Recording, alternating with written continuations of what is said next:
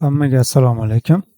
O'tgan darsda biz view faylni ichida HTML taglarining ichida ASP control va ASP action ishlatgandik.